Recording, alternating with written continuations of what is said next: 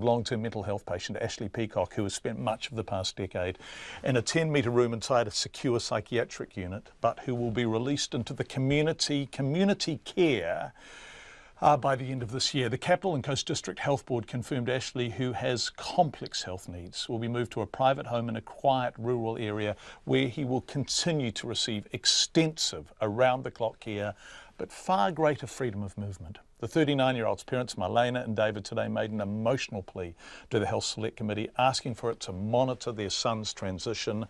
A short time ago, I spoke with them both and asked them where Ashley was going to go to ensure he gets the care he needs and deserves.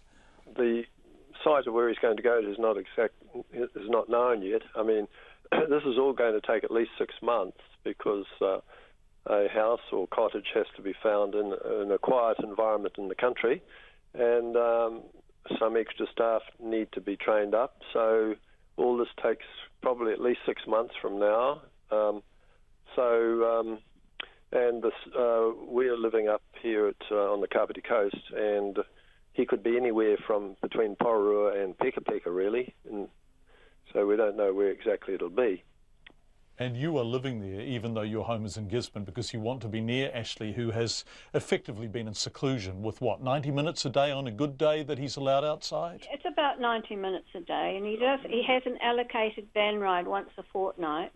He's not actually in seclusion per se. He was, of course, for many years, but the last couple of years or so he's still in the same room, but he's not locked, not locked in there.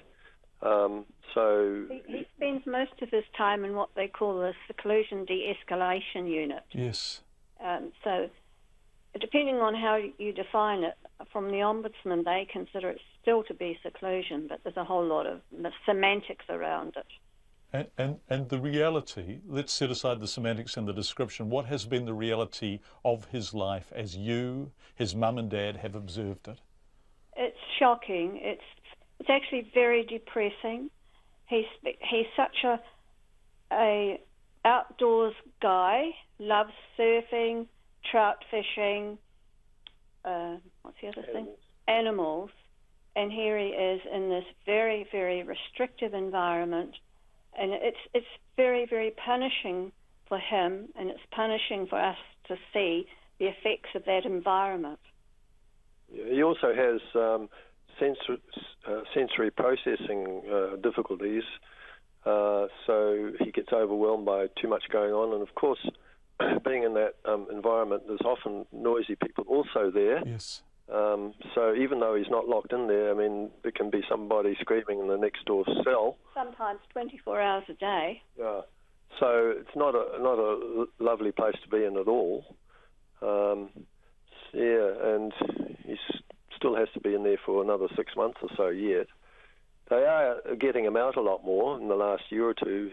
The staff are doing what they can to ease the situation, but it's very difficult for them, and because the facilities are just not suitable. No, and many people have said that, including people in high places. And this is a tough question for me to ask, but can I put it as politely as possible when I say none of us are getting any younger, right? And you worried that, that your ability to lobby for Ashley, to care for him, to keep tenaciously pursuing the best possible outcome for him was compromised by advancing years. So this is, at last, great news for his mum and dad, you two, isn't it?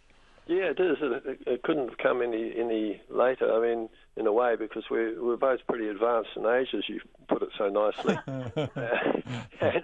and we're not getting any younger. And it wasn't in my retirement plan to be doing this at all. No. So I've had to carry on working, for 10 years now. So after I could have retired.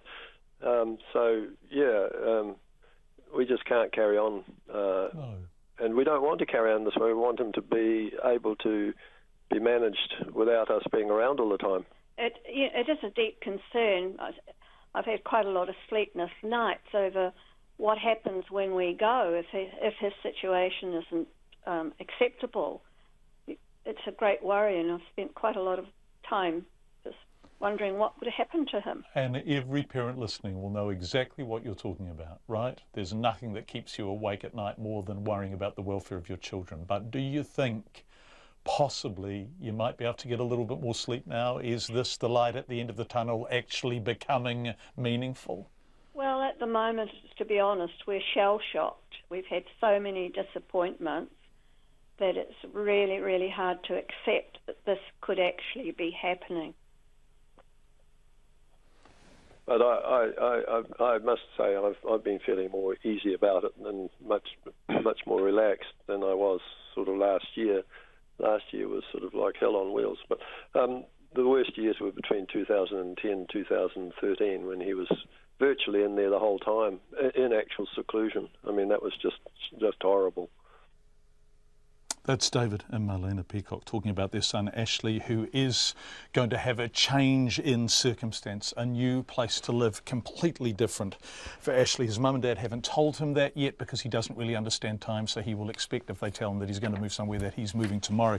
We've just heard from the DHB and they say, look, we really want to clarify the extent to which Ashley was in seclusion, particularly in recent years. There was a real reduction in the amount of time that he was actually locked in a room, and they are really adamant that in fact he had far greater freedom than has been implied. Zach Fleming is going to be talking to the DHB later in Checkpoint, and we will be looking at this story a bit later on.